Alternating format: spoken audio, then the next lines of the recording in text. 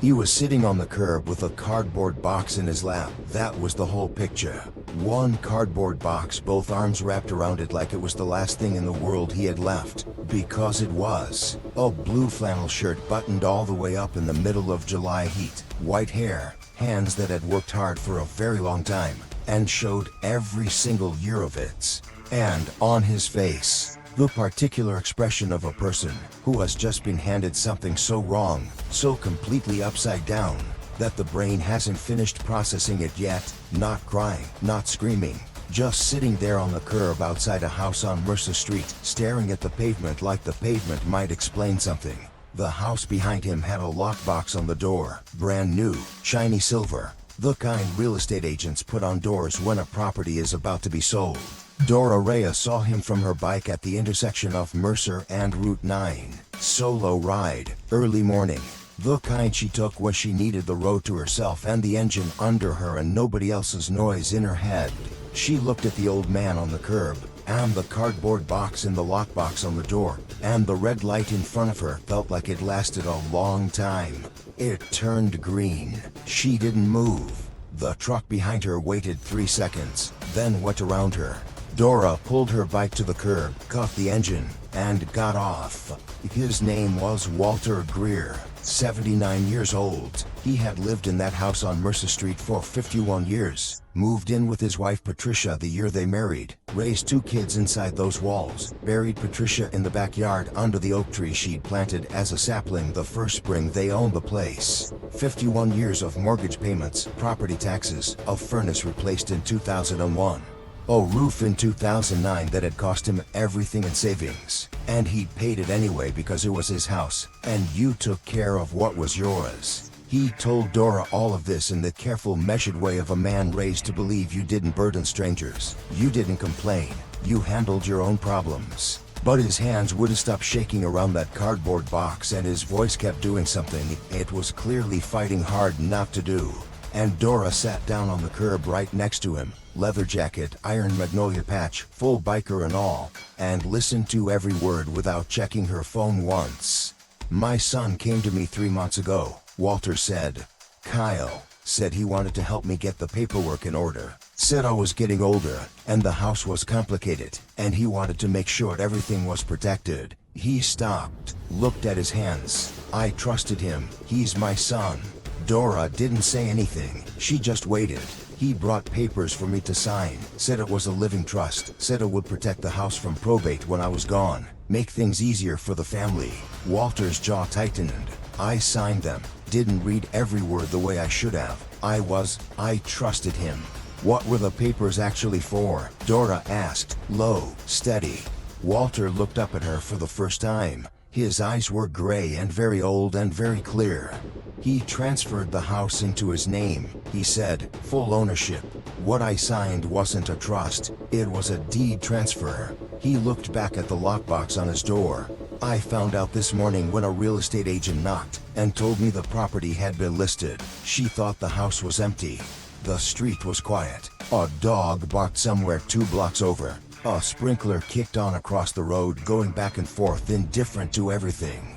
Dora looked at the lockbox for a long moment. Then she looked at Walter Greer, this 79-year-old man with his cardboard box and his flannel shirt, and 51 years of his life behind that locked door.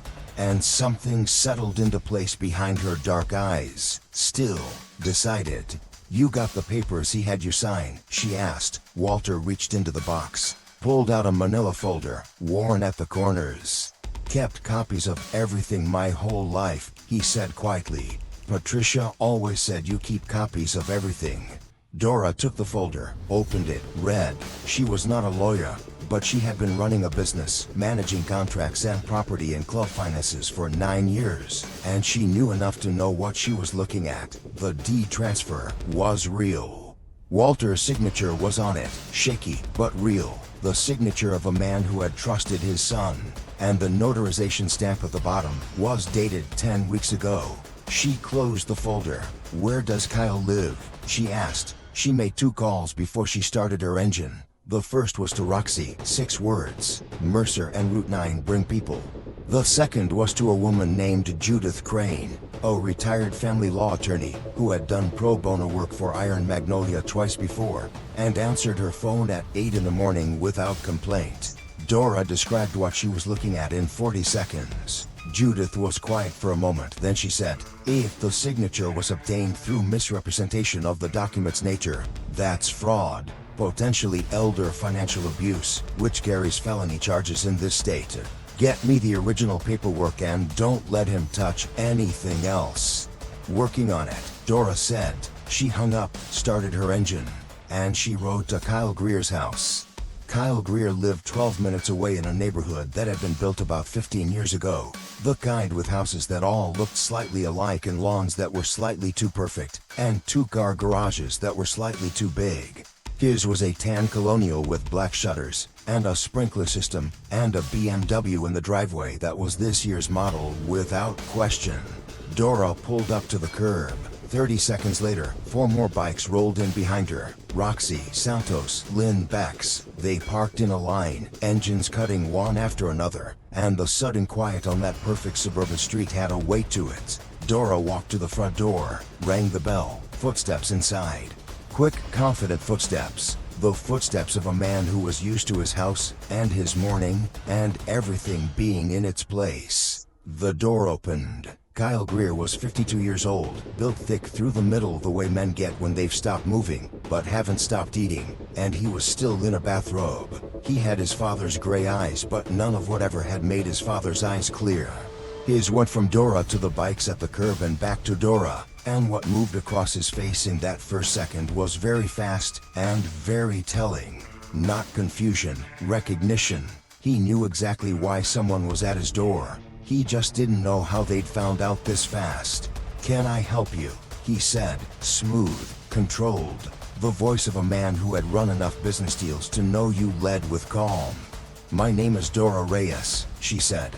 "Your father is sitting on a curb on Mercer Street with a cardboard box. A real estate agent showed up this morning to list the house he's lived in for 51 years. The house you had him sign over to you 3 months ago, under the representation that the documents were a living trust." Kyle's face stayed very still. "That's a family matter," he said, "and I'd appreciate it if you'd..." "A retired family law attorney, named Judith Crane, is looking at the paperwork right now," Dora said.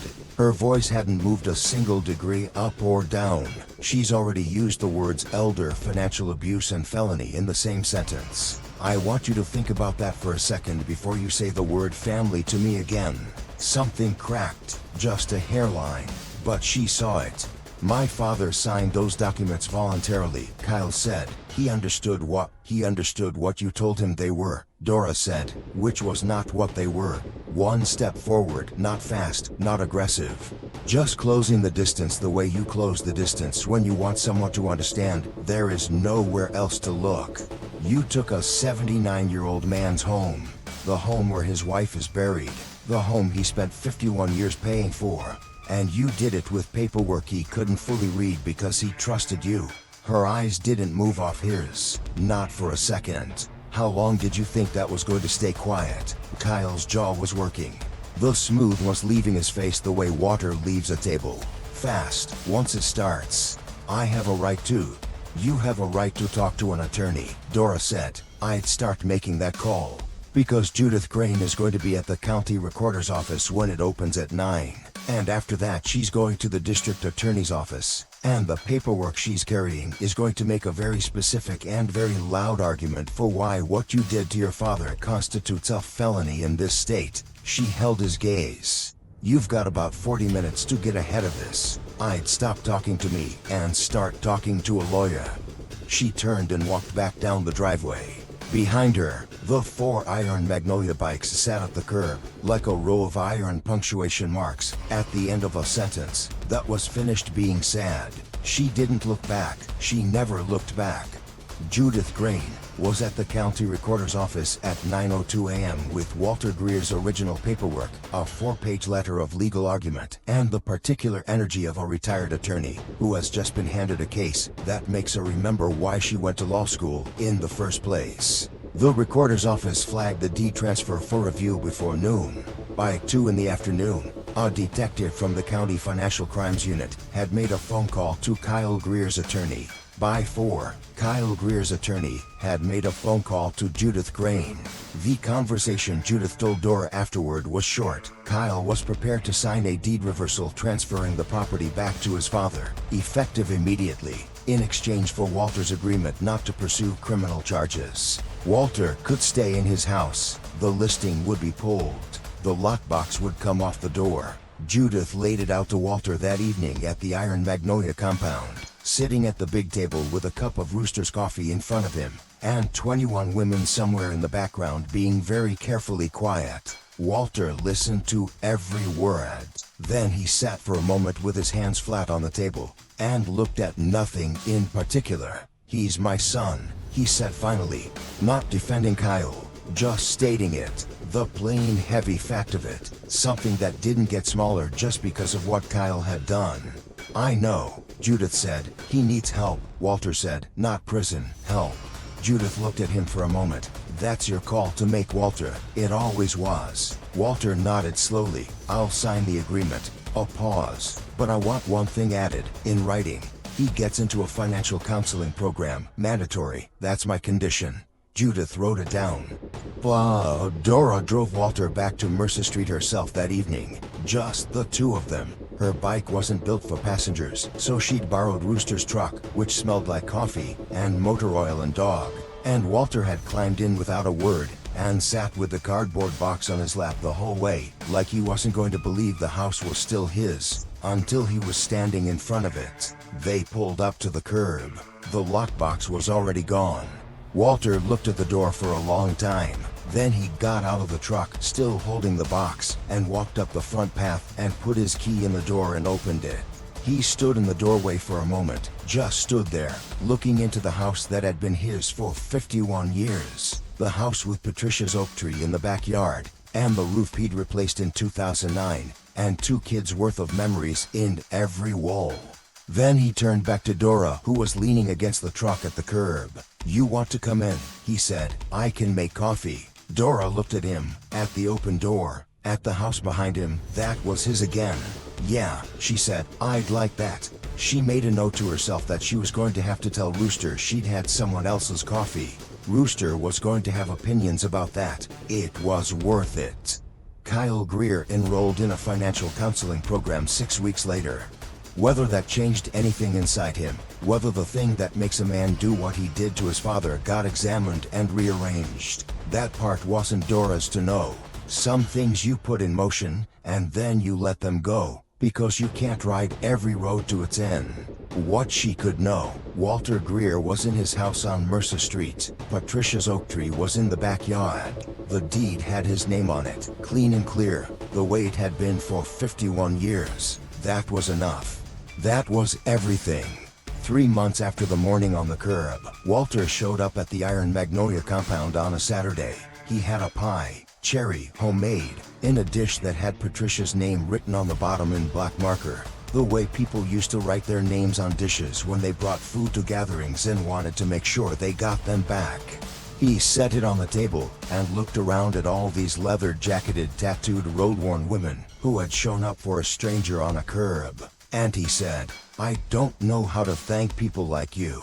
I didn't know people like you existed." Dora was quiet for a moment. "We ride the same roads everybody else rides," she said. "We just stop when we see something." Walter looked at her. "Patricia would have loved you," he said. Dora picked up a fork. "Let's eat the pie," she said. They ate the pie.